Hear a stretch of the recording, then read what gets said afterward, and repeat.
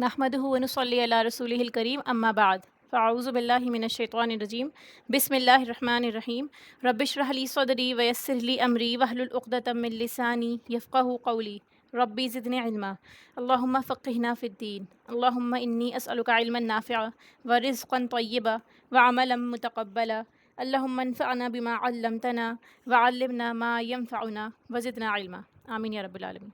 अस्सलामु अलैकुम व रहमतुल्लाहि व बरकातुहू। ज़िना इन इस्लाम। ज़िना इस्लाम में कितना सख्त शदीद गुनाह है और इसके बारे में अल्लाह सुब्हानहू तआला ने क्या सज़ाएँ नाफिज फरमाई हैं, प्लस इसके डिफरेंट टाइप्स कि किस किस तरह से सोसाइटी में ये गुनाह आम है और हम लोग समझ भी नहीं पाते, या वो चीज़ें जो हमें नज़र आती हैं लेकिन हम उसके बारे में पूरी डिटेल नहीं जानते अल्लाह ताला की क्या हिकमत है उसके पीछे कि अल्लाह ताला ने इसको फ़ाहिशा कहा है। ठीक है, आयत नंबर 15 से लेके स्टार्ट करते हैं इंशाल्लाह। सूरह निसा में अपने कुरान पाक ओपन कर लीजिए। सबसे पहले हम इसको रूट वर्ड्स के साथ में देखते हैं। वल्लाती, और वो औरतें। ठीक है, लाती जो है ये इसमें इशारा औरतों की तरफ इशारा है। अरबी ज़बान का कायदा है ये, और स्पेशली ये जमा के तौर पे इस्तेमाल होता है, यानी एक औरत के लिए अल्लती होता है और अल्लाती का मतलब हो गया औरतें। ठीक है, यानी स्पेशली इशारा है औरतों की तरफ। वो औरतें या अतीना जो आती हैं, यानी जो इर्तिकाब करती हैं, जो अटेम्प्ट करती हैं अल फाहिशता, फाहिशा का, फाहिशा बेहयाई, मिन निसाइकुम तुम्हारी औरतों में से, यानी मुसलमान औरतों में से जो औरतें ये काम कर रही हैं बेहयाई का, फस्तशहिदू, तो गवाह मांगो। ठीक है, यानी गवाह तलब करो। अब आप उनके अगेंस्ट गवाही कायम करेंगे। ठीक है, सिर्फ ब्लेम गेम नहीं खेलेंगे। अलैहिन्ना, उनके खिलाफ, अरबातम मिनकुम, चार। ठीक है, यानी चार गवाह आपको कायम करने हैं, मिनकुम, तुम में से ही, यानी वो मुसलमानों में से ही चार गवाह आपको प्रूफ करने पड़ेंगे, या फिर उनकी कुछ कंडीशंस होती हैं वो मैं आपको आगे बताऊंगी कि चार गवाह होने चाहिए। फ़इन शहीदू, फिर अगर शहीदू वो गवाही दे दें, वो कौन, वो जो गवाह हैं वो अपनी गवाही दे दें। हमें पता है ना, शीन हा दाल का रूट है, और शहादत देना गवाही के मायने में इस्तेमाल होता है, हाजिर होने के मायने में इस्तेमाल होता है। यानी इस तरह आप किसी मकाम पर हाजिर हैं कि आप उसको दूसरे के सामने प्रेजेंट कर सकते हैं, आप गवाही दे सकते हैं कि आपने उसको देखा है। ठीक है, एक गवाही होती है आपकी प्रेजेंस के हिसाब से, और एक गवाही होती है आपका इल्म कामिल के एतबार से, यानी आप उस चीज़ के एक्सपर्ट हैं, आपको पता है कि अगर आप वहाँ नहीं भी होंगे तो भी आपको आइडिया होगा कि ये चीज़ इसी तरह होती है। ठीक है, जो एक्सपर्ट होता है उसके बारे में बात होती है। फ़ामसिकूहुन्ना फ़िल बुयूत, तो रोक लो उन्हें, फ़िल बुयूती, घरों में।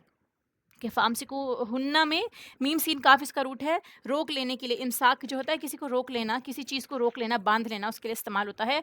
हुन्ना औरतों की तरफ इशारा है।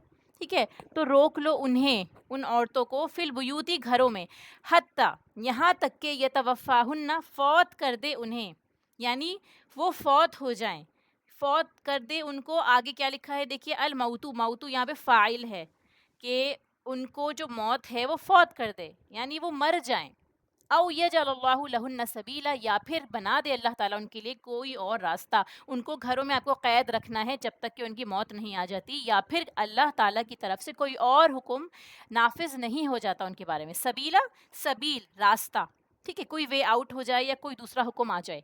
वल लजानी, जैसे यहाँ पर हमने पीछे लाती देखा था, ऐसे अब देखिए अल लजानी, ये जो है अरबी कायदे में आप इसको सर्च करके देखिएगा बाद में, इसमें इशारा के नाम से होते हैं ये। ठीक है, अस्माउल इशारा, तो वहाँ पे ये आप लोगों का होमवर्क है, आप उसको खुद सर्च कीजिएगा। उसमें ये वल लजानी जो आया है, ये लजानी दो मुजक्कर की तरफ इशारा करने के लिए इस्तेमाल होता है। ठीक है, यानी दोज टू मेल्स, वो दो मर्द, या अतियानिहा, जो आए उस बुराई को। या अतियानी, ये भी डुअल का सीगा है, दो लोगों की तरफ इशारा है कि वो दोनों मर्द करें हा वो बुराई। ये जो हा जो ज़मीर है ये उस बुराई की तरफ इशारा कर रही है, फाहिशा की तरफ। मिनकुम, तुम में से, फ़ाज़ूहुमा, तो उन दोनों को अजियत दो। ठीक है, अजियत पढ़ चुके हैं हम, तकलीफ देना, जिस्मानी तौर पे हो या जहनी तौर पे हो, दोनों तरह से।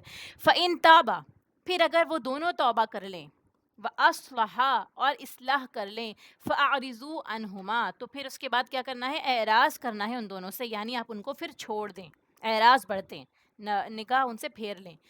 इन अल्लाह काना तव्वाब रहीमा, बेशक अल्लाह ताला है बहुत तौबा कबूल करने वाला। तव्वाब जो है ये फ़आल के वज़न पर है, बहुत ज़्यादा तौबा कबूल करने वाला। جیسے وہاب ہم پڑھتے ہیں نا، بہت زیادہ محبت کرنے والا، گفٹس دینے والا، ٹھیک ہے؟ وہاب یعنی جو عطا کرتا ہے، چاہے وہ اپنی محبت عطا کرے یا وہ چاہے اپنی نعمتیں عطا کرے یا گفٹس عطا کرے. اسی طرح تواب بہت توبہ قبول کرنے والا، رحیم نہایت رحم کرنے والا ہے. کیا انما التوبۃ، بے شک توبہ قبول کرنا، علی اللہ، اللہ کے ذمے ہے. ٹھیک ہے، تابہ الا جب آتا ہے اس کا مطلب یہ ہے توبہ قبول ہوتی ہے، اور اگر تابہ الا آتا ہے اس کا مطلب آپ توبہ کر رہے ہیں اللہ کی طرف. اللہ تعالیٰ کی ذمے ہے کہ وہ آپ کی توبہ قبول کرے. توبہ الا آیا ہے یہاں پہ تو اللہ کی ذمے ہے کہ وہ آپ کی توبہ قبول کرے. للذین یعملون السوء، اسپیشلی ان کے بارے میں بات ہو رہی ہے کہ جو برائی کر بیٹھتے ہیں. سو برائی کو کہتے ہیں، ٹھیک ہے، بجہالتن. اب وہ برائی جو ہے وہ کسی جہالت کے نتیجے میں ہوئی ہے، یعنی آپ نے جہالت میں کی ہے، جاہل تھے آپ اس چیز سے، لا علم تھے آپ، پھر آپ نے وہ گناہ کر دیا.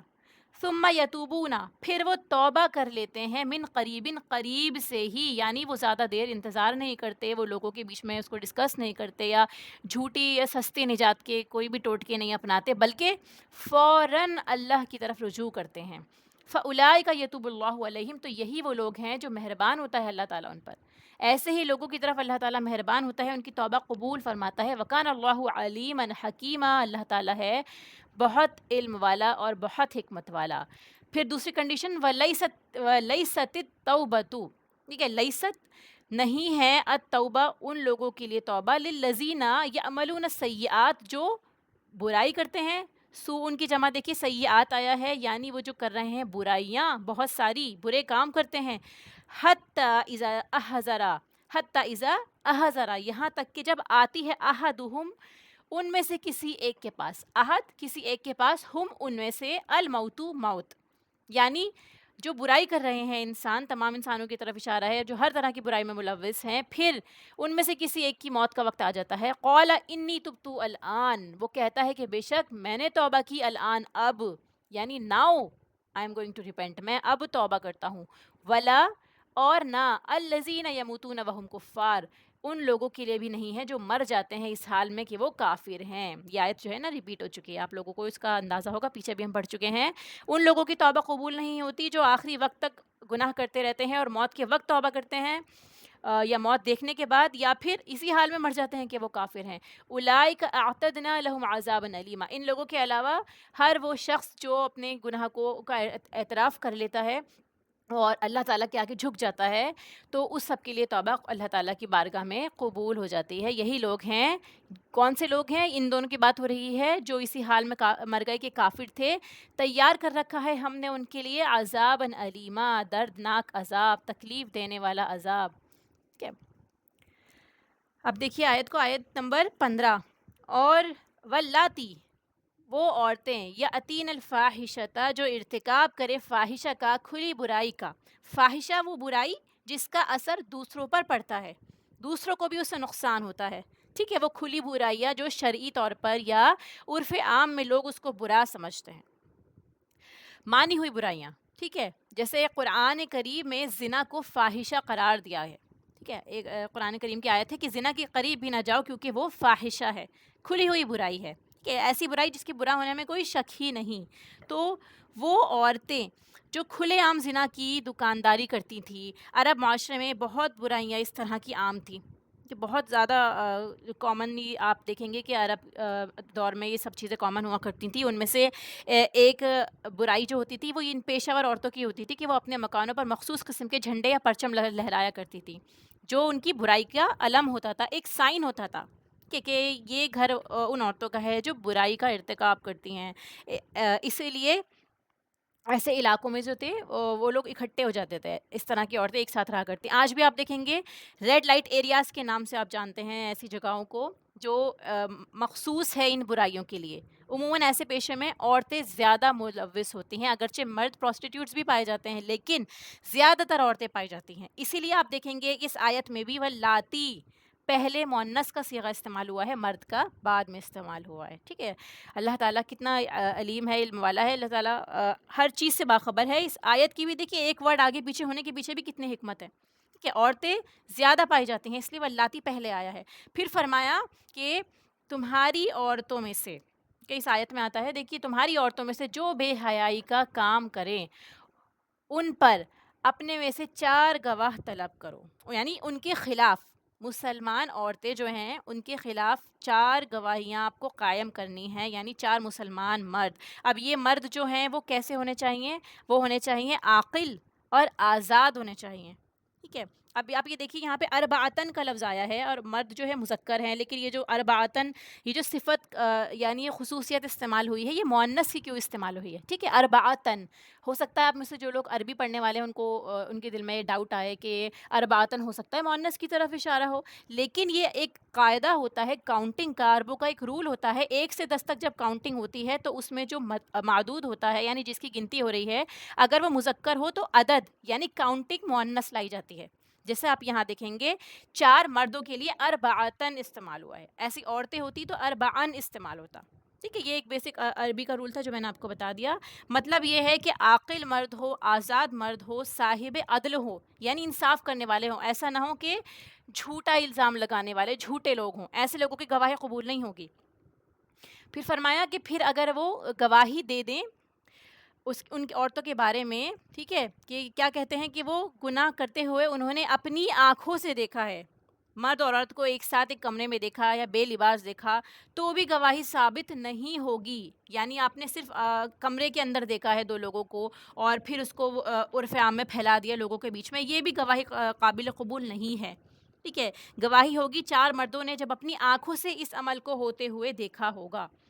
یہ وہی ہو سکتا ہے جو کھلے عام ہو رہی ہو، ٹھیک ہے؟ آپ اس کے پیچھے اللہ سبحانہ تعالیٰ کی حکمت اور رحمت دیکھیے، جو گناہ اتنا زیادہ بڑھ چکا ہے کہ کھلے عام ہو رہا ہو کہ 4 لوگ بھی اس کو دیکھ رہے ہوں، اس کا اثر دوسروں پہ اور سوسائٹی پہ ضرور پڑے گا۔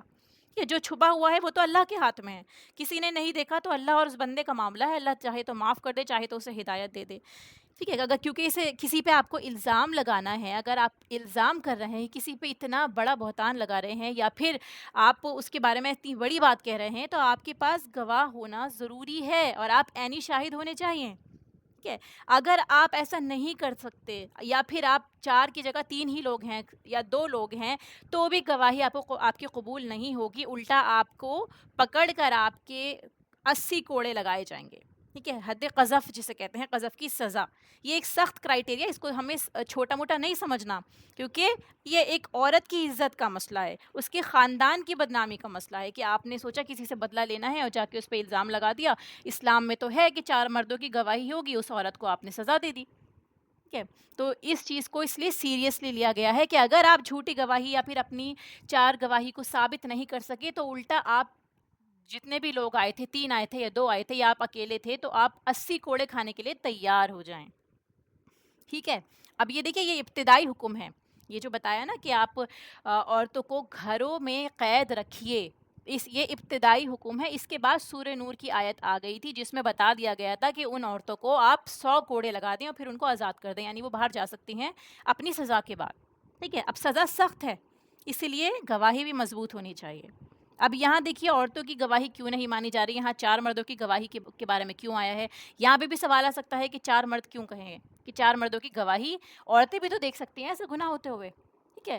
تو یہ بھی ایک نازک معاملہ ہے کیونکہ عورتوں کے خلاف ہی گواہی ہے یہاں پر، تو بسا اوقات خاندان میں اگر کوئی کسی سے لڑائی جھگڑا ہوتا ہے یا کوئی کسی سے بیر رکھتا ہے تو بھی اس پہ الزام لگا سکتا ہے، اور یہ عورتوں کے اندر زیادہ پایا جاتا ہے، جو کولڈ وارز ہوتی ہیں یہ عمومی طور پر دیکھا گیا ہے۔ یہ ایک دیکھیے سب کے لیے رول نہیں ہے لیکن میجورٹی کے بارے میں بات ہو رہی ہوتی ہے۔ پھر گواہی کے الفاظ میں تبدیلی ہو جانا یا غلط ثابت ہو جانے پہ یا جھوٹے ثابت ہونے پہ جب سزا ملے گی تو یہ بہت سخت سزا ہے ایک عورت کے جھیلنے کے لیے حساب سے، یعنی اگر آپ کے اوپر سزا ہوتی ہے، آپ کو 80 کوڑے پڑتے ہیں، آپ کی گواہی ثابت نہیں ہو پاتی ہے، تو اس مشکل سے عورت کو بچایا گیا ہے۔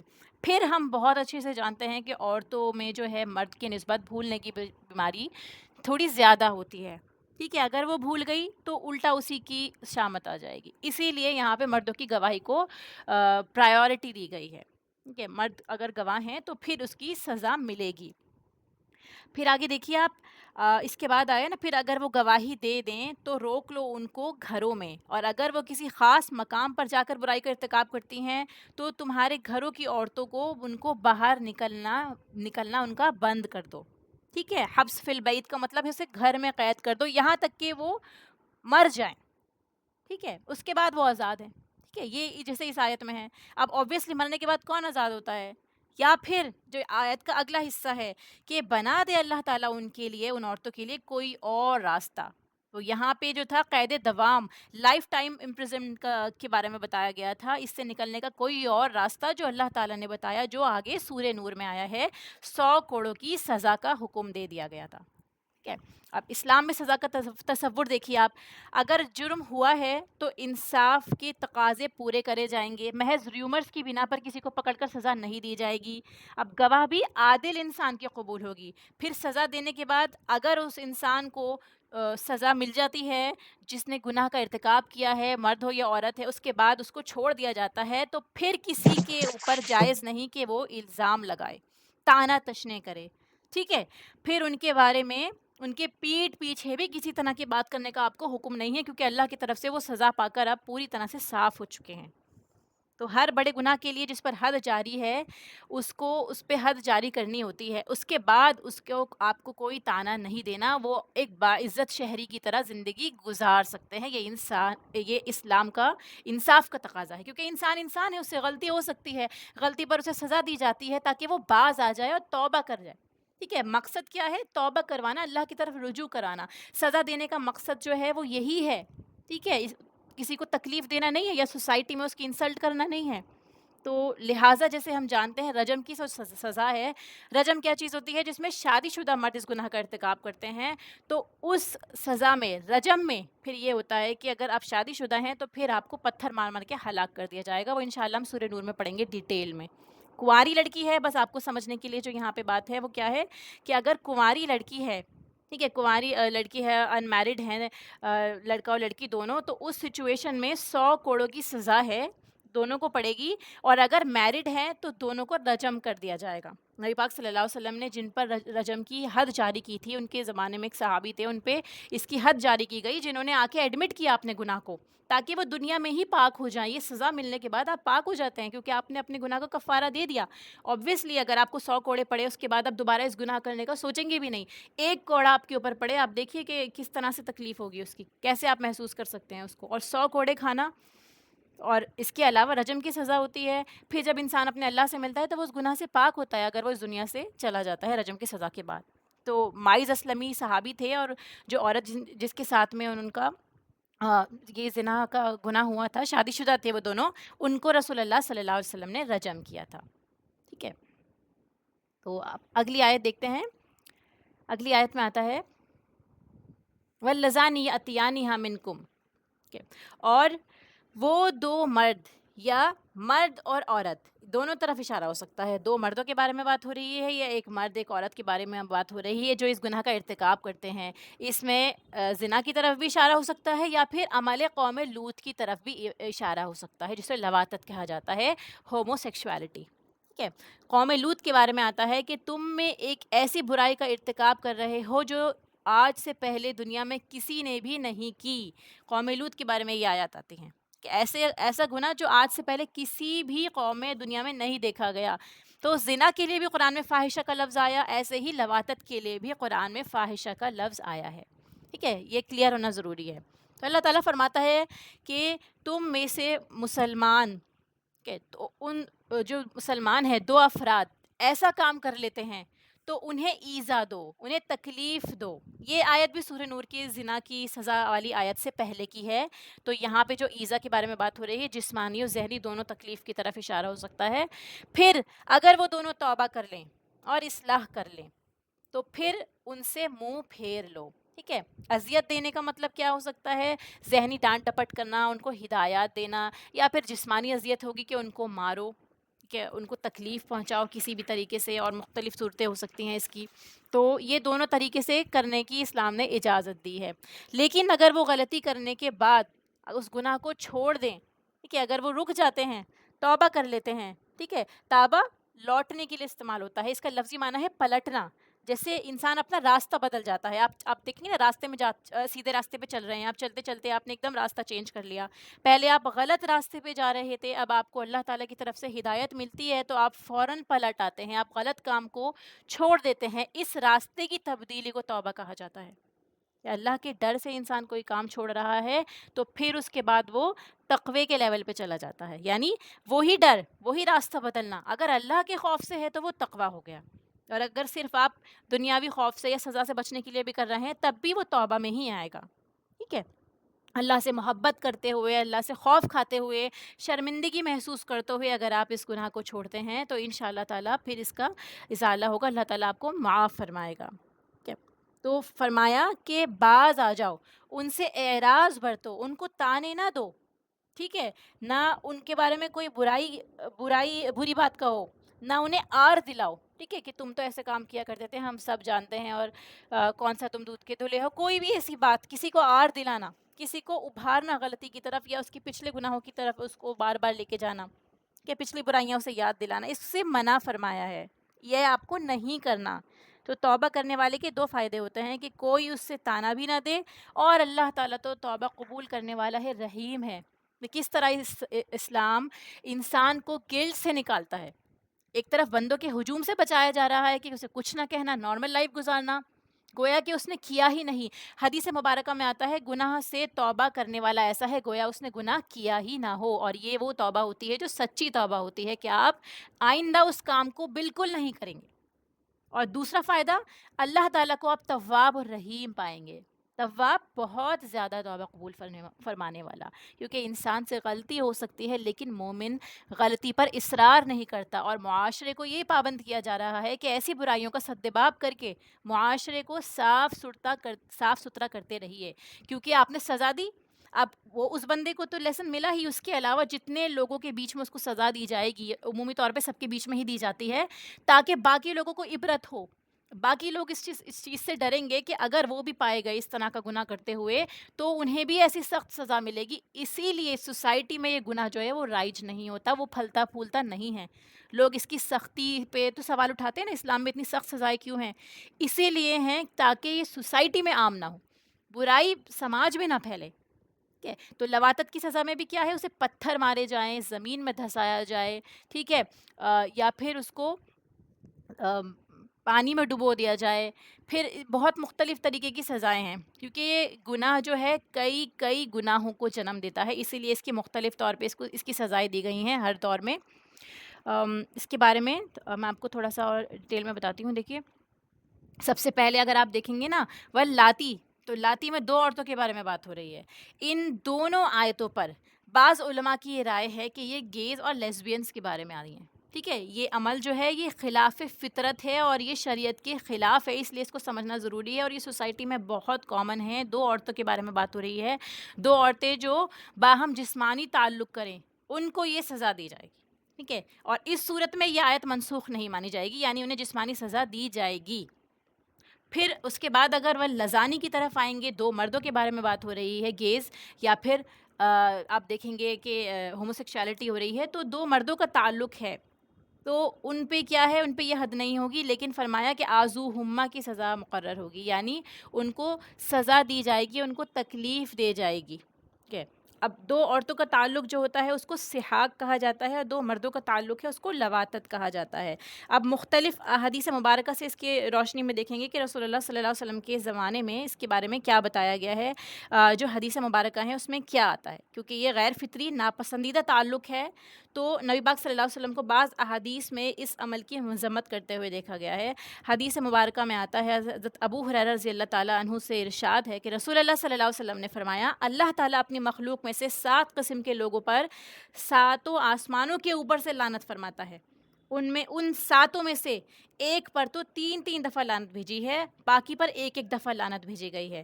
اور اس کے آگے کی حدیث کے ورڈز یہ ہیں، دیکھیے پوری حدیث جو تھی نا وہ آپ کے سامنے نہیں ہے، لاسٹ کا حصہ ہے، تو سٹارٹنگ کا میں نے آپ کو بتایا کہ اس والے پہ 3 دفعہ لعنت بھیجی گئی ہے۔ وہ کون سا عمل ہے؟ اس شخص پر جو قوم لوط والا عمل کرتا ہے، اس پر 3 بار لعنت دہرائی گئی کہ اس پر لعنت ہے، اس پر لعنت ہے، اس پر لعنت ہے اللہ کی۔ اللہ تعالیٰ ہم سب کی حفاظت فرمائے۔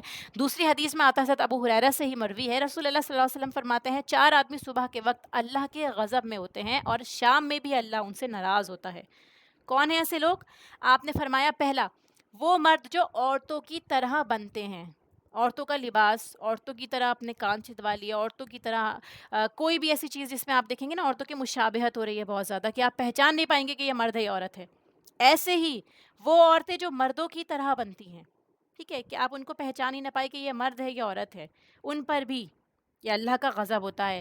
پھر وہ شخص جو چوپائے کے ساتھ غیر فطری طریقے اختیار کرتا ہے، یعنی اینیملز کے ساتھ ان نیچرل طریقے سے ریلیشن بنانا، یہ بھی بہت کامنلی دیکھا گیا ہے، ٹھیک ہے، تو یہ بھی اس کے اندر شامل ہے۔ اور وہ مرد جو مرد سے اپنی شہوت پوری کرتا ہے، ان پر اللہ کی غضب ہے، وہ اللہ کے غضب میں ہوتے ہیں صبح بھی اور شام میں بھی۔ ابن عباس رضی اللہ تعالیٰ عنہ نے فرمایا کہ رسول اللہ صلی اللہ علیہ وسلم فرماتے ہیں، جس کو تم قوم لوط کی طرح غیر فطری حرکت کرتے دیکھو تو فاعل اور مفعول دونوں کو مار ڈالو۔ یہ حدیث جو ہے ضعیف ہے، لیکن آپ یہ دیکھیں گے اس کی شدت کہ کتنا کتنا برا، کتنا کراہت آمیز عمل ہے یہ۔ پھر چاروں خلفاء نے اپنے اپنے دور خلافت میں غیر فطری حرکت کرنے والوں کو آگ میں جلایا تھا۔ حضرت ابو بکر رضی اللہ تعالیٰ عنہ، حضرت علی رضی اللہ تعالیٰ عنہ، حضرت عبداللہ ابن زبیر اور حضرت ہشام بن عبد الملک، انہوں نے آگ کی سزا میں جلایا تھا، آگ کی سزا دی تھی ایسے غیر فطری عمل کرنے والوں کو، ٹھیک ہے۔ تو قوم لوط میں یہ عمل دنیا میں پہلی بار کیا گیا تھا، اس لیے سب سے زیادہ سخت عذاب آپ دیکھیں قرآن کریم میں ان کو دیا گیا ہے۔ ان کو اوپر لے جا کر الٹایا گیا، پٹخا گیا زمین پر، پھر زمین پھٹ جاتی ہے، آگ برسائی جاتی ہے، پتھروں کی بارش ہوتی ہے، بحر مردار میں ان کو ڈبو دیا جاتا ہے، کیونکہ یہ عمل اللہ کی شدید ناپسندیدہ عمل میں سے ہے اللہ تعالیٰ کی طرف میں۔ پھر اس کے بعد دیکھیے ایسے ہی مرد اگر عورت کے ساتھ غیر فطری طریقے سے ریلیشن بناتا ہے، اس کی بھی ممانعت آئی ہے، یعنی اگر مرد اور عورت ہیں، ٹھیک ہے، جیسے ہم نے ابھی پیچھے پڑھا کہ ایک مرد مرد کے ساتھ شہوت کرتا ہے تو وہ سخت سزا کا مستحق ہے، لیکن اگر مرد عورت کے ساتھ غیر فطری طریقے سے بھی کر رہا ہے، چاہے وہ اس کی وائف کیوں نہ ہو، اس کو بھی ناپسندیدہ قرار دیا گیا ہے۔ کہ حضرت ابن عباس فرماتے ہیں رسول اللہ صلی اللہ علیہ وسلم نے فرمایا، اللہ اس مرد کی طرف رحمت کی نگاہ سے نہیں دیکھے گا جو مرد عورت کے ساتھ غیر فطری فعل کرے، ٹھیک ہے، غیر فطری یعنی آپ دیکھیں گے نا جو ایک جانی پہچانی جگہ ہے جہاں سے آپ کو ریلیشن بنانا چاہیے ہسبینڈ سے، اس کے علاوہ کوئی بھی چیز ہو، اسپیشلی پشت کا ایریا یعنی بیک کی طرف سے ریلیشن بنانا ہسبینڈ اور وائف کا، اس چیز کی طرف اشارہ ہے، ٹھیک ہے، پشت کی طرف سے۔ خزیمہ بن ثابت فرماتے ہیں کہ رسول اللہ صلی اللہ علیہ وسلم نے فرمایا، اللہ حق بیان کرنے میں نہیں شرماتا، اللہ حق بیان کرنے میں نہیں شرماتا، اللہ حق بیان کرنے میں نہیں شرماتا، 3 بار انہوں نے فرمایا۔ پھر آپ کیا فرماتے ہیں کہ عورتوں کے پاس غیر فطری طریقے سے مت آؤ۔ فطری طریقہ ایک ہی ہے وجائنا سے، اس کے علاوہ جو بھی طریقے ہیں وہ غیر فطری طریقے ہیں، ان کو پسند نہیں کیا گیا ہے، ٹھیک ہے، چاہے اس میں ریکٹل ہو چاہے اس میں اورل ہو، کوئی بھی ہو۔ پھر ایسے ہی حضرت ابو ہریرہ رضی اللہ تعالیٰ عنہ سے ارشاد ہے، رسول اللہ صلی اللہ علیہ وسلم نے فرمایا کہ اللہ تعالیٰ حق بات کہنے سے نہیں شرماتے، وہ شخص ملعون ہے جو غیر فطری طریقے سے بیوی کے ساتھ دخول کرے یا پھر حیض کی حالت میں جمع کرے۔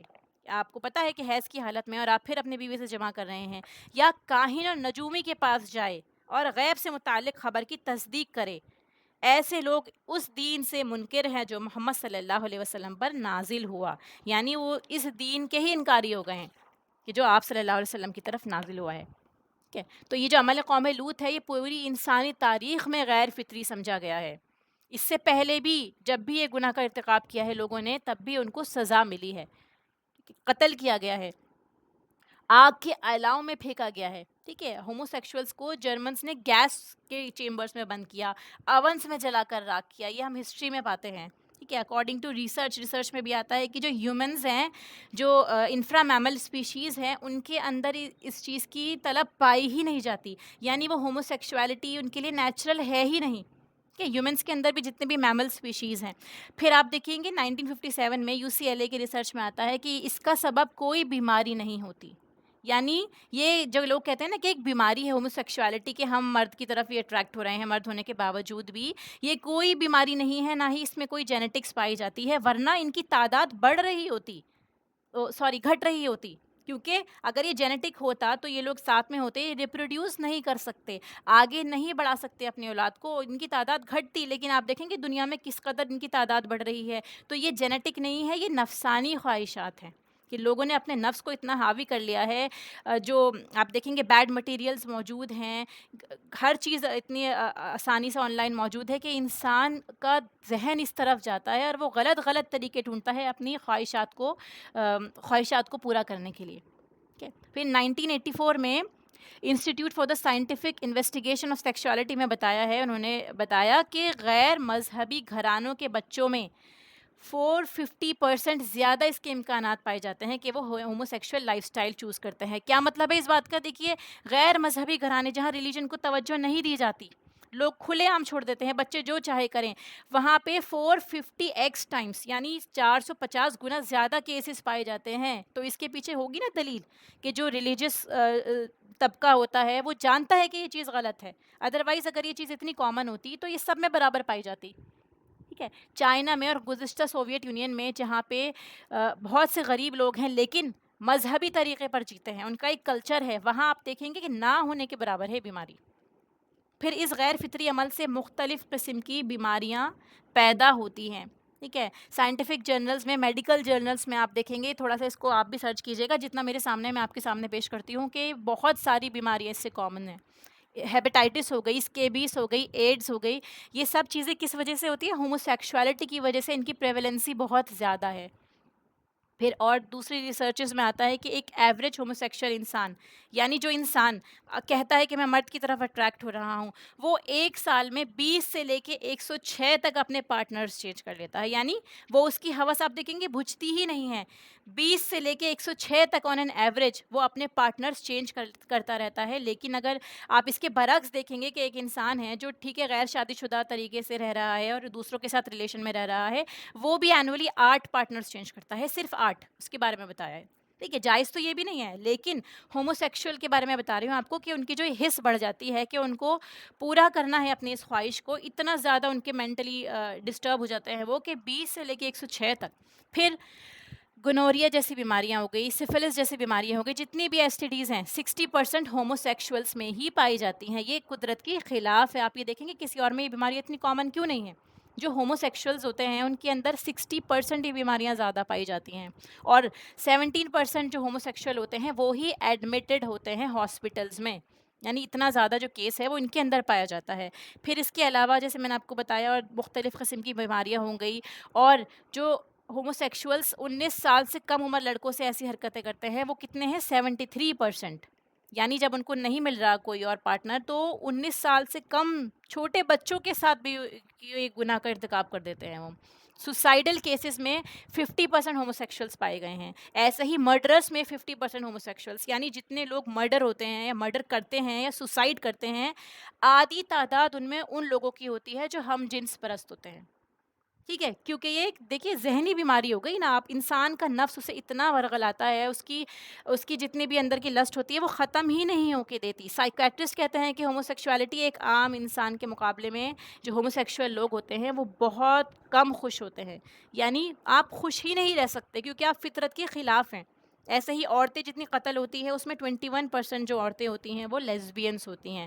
تو بتانے کا مقصد صرف اتنا تھا کہ یہ کتنا قبیح عمل ہے جو اسلام میں اس کی اتنی شدت والی، آپ دیکھیں گے نا اس کی جو سزا بتائی ہے، پنشمنٹ بتائی ہے، یا جو عذاب آیا، اس کی شدت کیوں ہے. سوسائٹی بھی آج کل کے ٹائم پہ ریسرچ جو ہے اس کو ایکسیپٹ کرتی ہے کہ اٹ از ناٹ ایکسیپٹیبل. عمل قوم لوط نہ ہی خدا کے یہاں قابل قبول ہے، نہ انسانی فطرت اسے قبول کرتی ہے، نہ جسم انسانی اس کو قبول کرتی ہے. تو نزول کے اعتبار سے قرآن کریم کی ان 2 آیات کی ترتیب یہ ہوتی ہے کہ دیکھیے شروع میں ان کو اذیت کا حکم آیا کہ ان لوگوں کو اذیت دو. پھر خاص طور سے عورتوں کے بارے میں آیا کہ گھروں میں ان کو قید کر دو یہاں تک کہ مر جائیں، یا پھر اس کی زندگی میں ہی دوسرا حکم آ جائے. پھر اس کے بعد 100 کوڑوں کا حکم آتا ہے. ٹھیک ہے، یہ آپ کو میں نے ایک طرح سے فلو چارٹ بتا دیا، ایک اسکیم بتا دی کہ اس طرح سے آیات نازل ہوتی ہیں. تو اللہ تعالیٰ نے دھیرے دھیرے اس حکم کو کس طرح نازل کیا، نافذ کیا، کیونکہ یہ سوسائٹی میں اس وقت میں بہت کامن تھی، اور ہر رول آنے سے پہلے سلولی سوسائٹی کو ایکسیپٹ کرنے کے لیے ان کو مینٹلی بھی پریپیئر کیا جاتا ہے.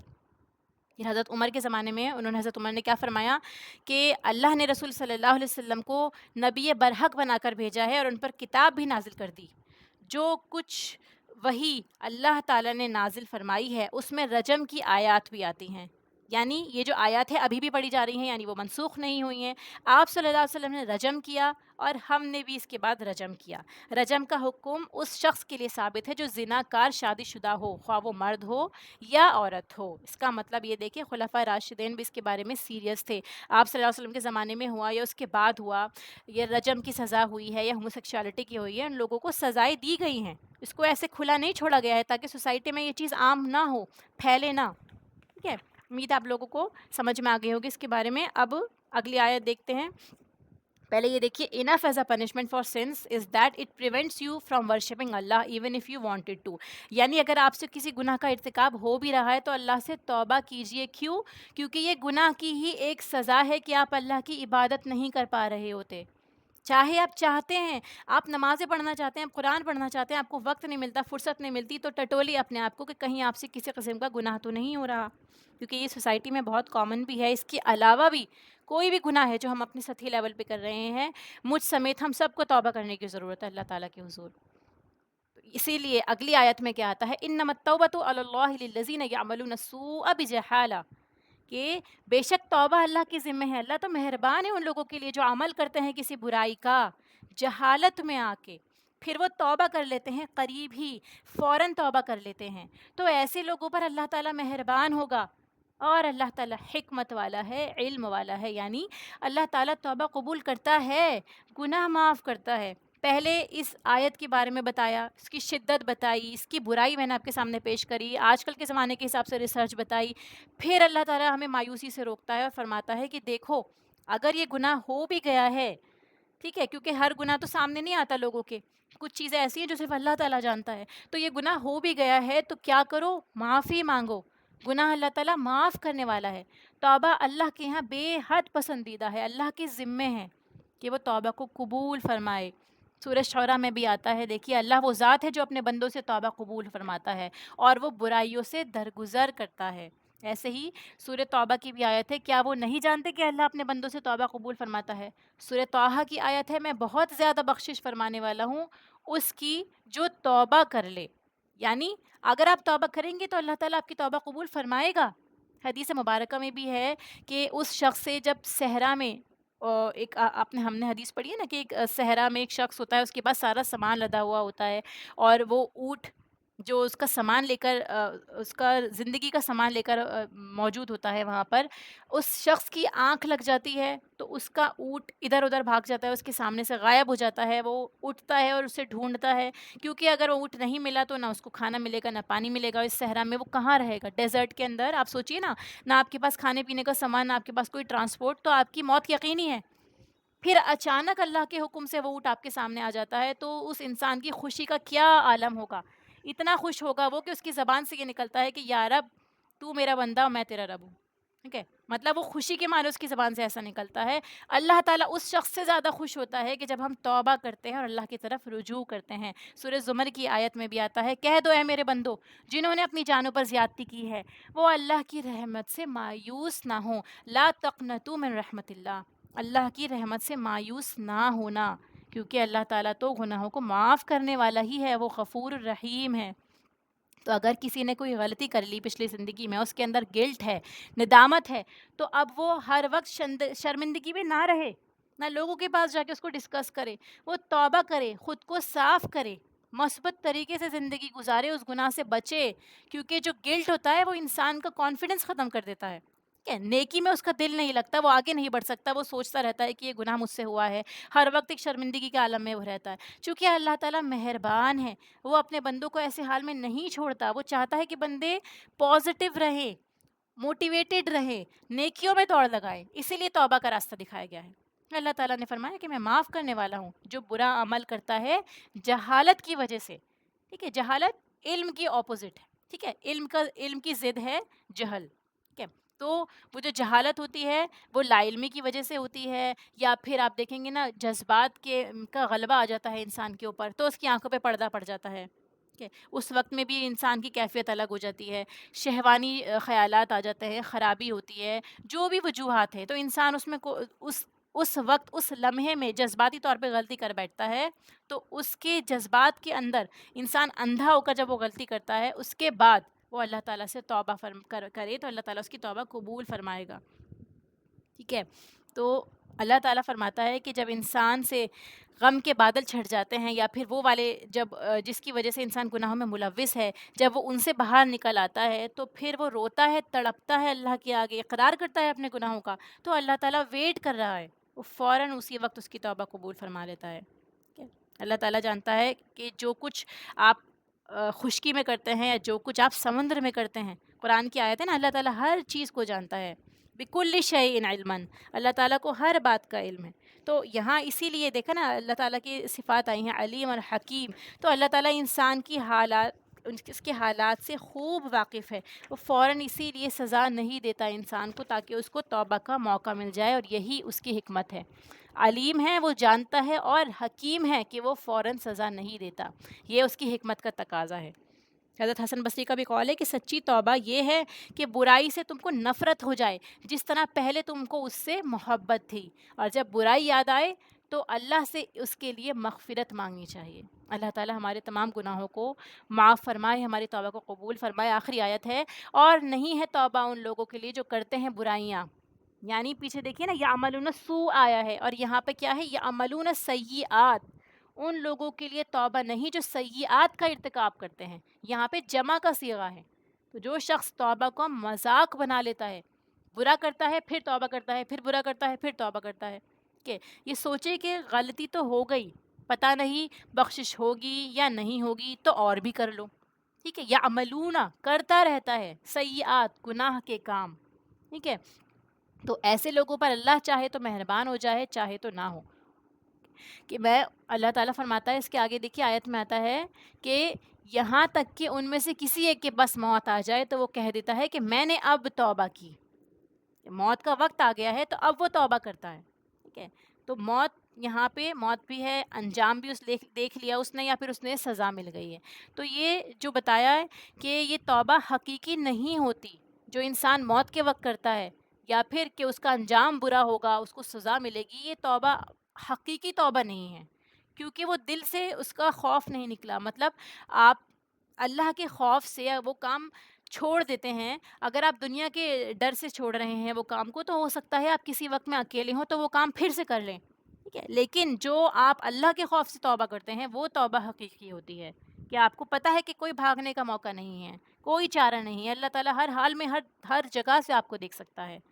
پھر اس کے بعد فرمایا، نہ ان لوگوں کے لیے ہے کہ جو توبہ کرتے ہیں اور توبہ ہی نہیں کرتے اور کفر کی حالت میں مر جاتے ہیں، جیسے فرعون کے بارے میں بتایا کہ اس نے مرتے وقت کیا بولا کہ میں مسلمان ہوتا ہوں، سورہ یونس کی آیت میں آتا ہے. لیکن اس نے مرتے وقت عذاب دیکھنے کے بعد بولا، اس وقت اس کی توبہ قبول ہی نہیں ہے.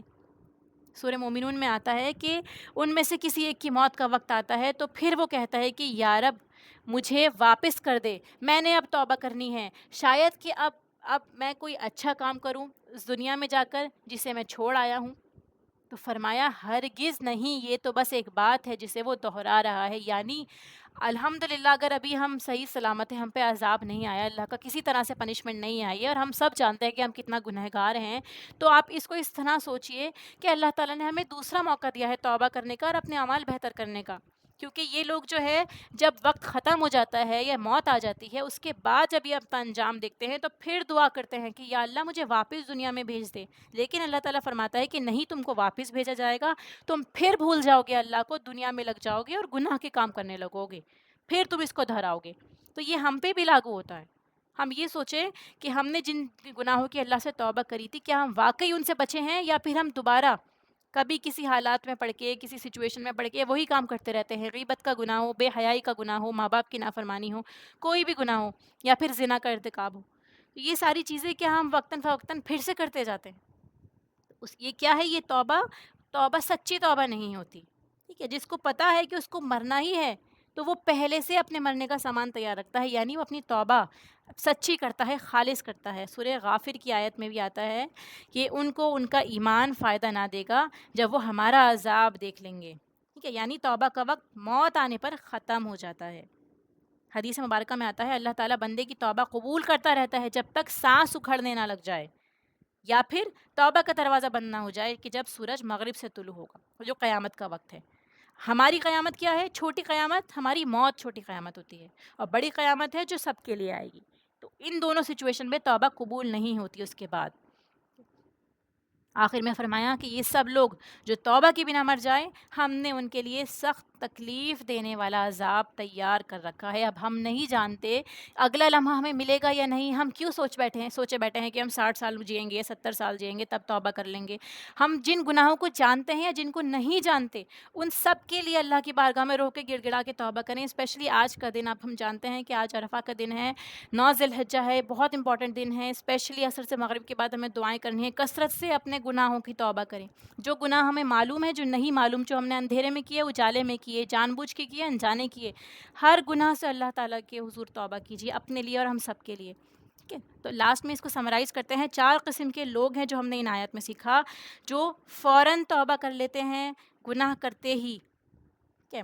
پھر دوسرے قسم کے لوگ جو تاخیر کرنے والے ہوتے ہیں. ٹھیک ہے، یعنی وہ توبہ کا مذاق مناتے ہیں، تاخیر کریں گے، بعد میں کریں گے، چلو تھوڑے سے گناہ اور کر لو. تیسرے قسم کے لوگ ہیں جو موت کے وقت توبہ کرتے ہیں، جب وہ موت دیکھ لیتے ہیں، موت قریب ہوتی ہے، تب توبہ کرتے ہیں. اور چوتھے جو توبہ کے بغیر ہی مر جاتے ہیں. اللہ محفظنا منہ، اللہ تعالیٰ ہماری حفاظت فرمائے، ہمیں توبہ کی توفیق عطا فرمائے. ہمیں یہ دیکھنا ہے ہم کس کیٹیگری میں ہیں. ٹھیک ہے. جب ہمیں پتہ چل جاتا ہے کہ یہ کام گناہ ہے تو ہم کیا کرتے ہیں؟ ہم فوراً پلٹتے ہیں یا اچھے دن کا انتظار کرتا ہے؟ اللہ تعالیٰ ہمارے گناہوں کو معاف فرمائے، ہماری توبہ کو قبول فرمائے. ان آیات کی تلاوت سن لیجئے ایک بار.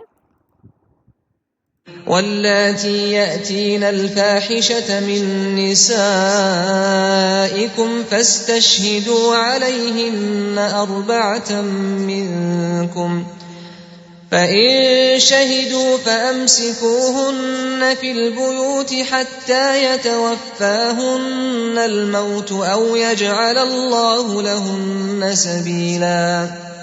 واللذان يأتيانها منكم فآذوهما، فإن تابا وأصلحا فأعرضوا عنهما، إن الله كان توابا رحيما. إنما التوبة على الله للذين يعملون السوء بجهالة ثم يتوبون من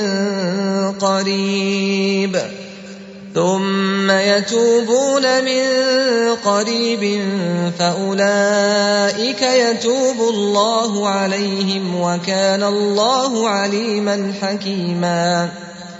وليست التوبة للذين يعملون السيئات حتى إذا حضر أحدهم الموت قال إني تبت